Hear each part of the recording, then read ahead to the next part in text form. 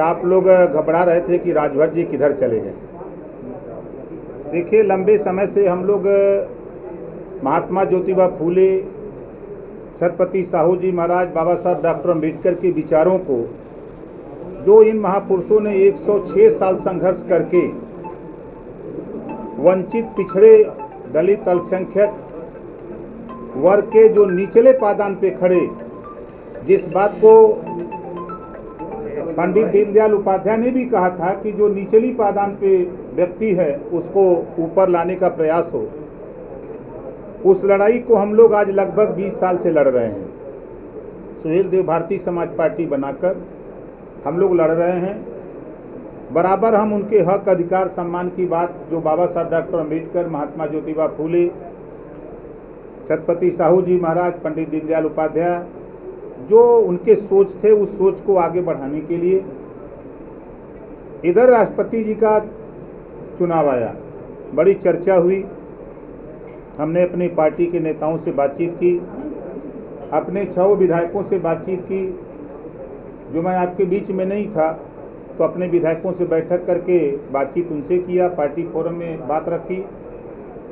और बात रखने के बाद हमने सबको अवगत कराया कि हमारे यहाँ उत्तर प्रदेश के मुख्यमंत्री माननीय योगी आदित्यनाथ जी ने हमको बुलाया और 8 तारीख को मैं डिनर पार्टी में गया और वहाँ माननीय मुख्यमंत्री जी और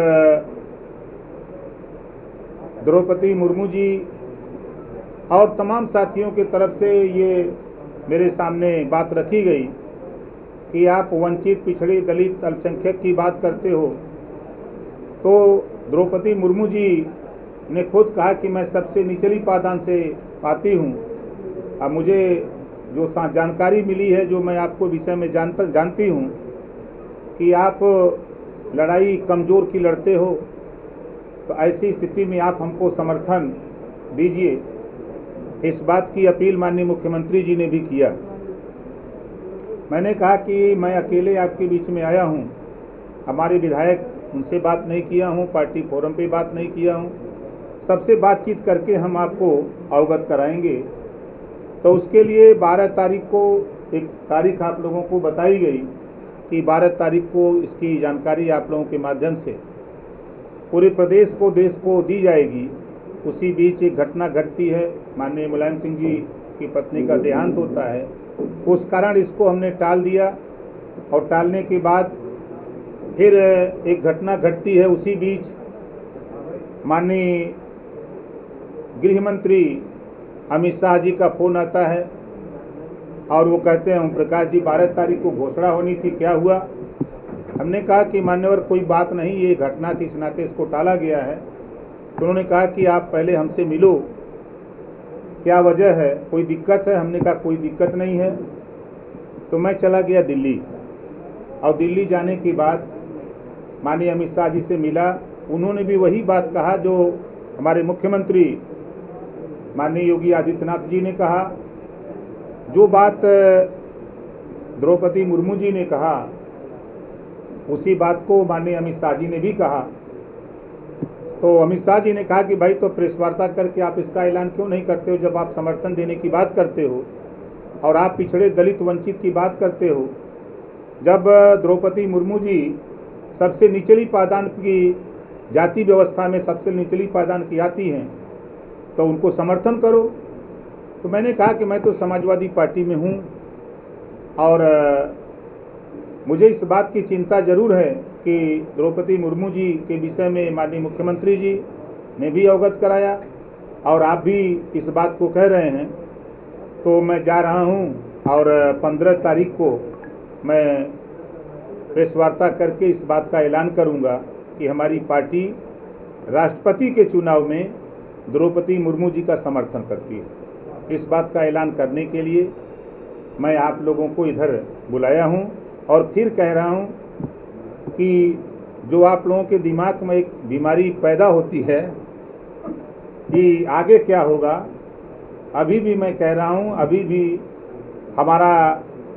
जो ये चुनाव है, इस चुनाव के लिए जैसा कि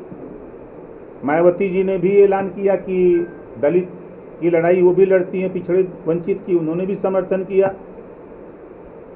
तो सारी चीज़ों को देखने के बाद भी मैंने ये तय किया कि इस समय माननीय अखिलेश यादव जी ने 7 तारीख को प्रेस वार्ता किया था और उसमें मेरी ज़रूरत नहीं समझी, मेरे वोट की उनको ज़रूरत नहीं थी। उसके बाद भी मैं इंतज़ार करता रहा,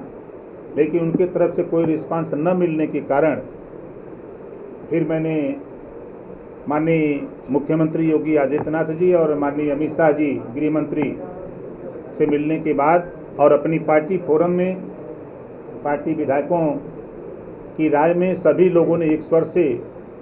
ये बात कहा कि आप द्रौपदी मुर्मू जी का समर्थन करिए। तो आज हमारी पार्टी, हम जो 6 विधायक हैं, हम सब लोग आने वाले 18 तारीख को द्रौपदी मुर्मू जी को वोट देने का काम करेंगे। एक चीज बता दीजिए, अखिलेश जी ने नहीं बुलाया, वजह ये है या आपको उसके यूपी और देश दुनिया की तमाम ताजा तरीन खबरों के लिए गूगल प्ले स्टोर से आज ही डाउनलोड करें हमारा तेजी से उभरता न्यूज ऐप डेली इंसाइडर।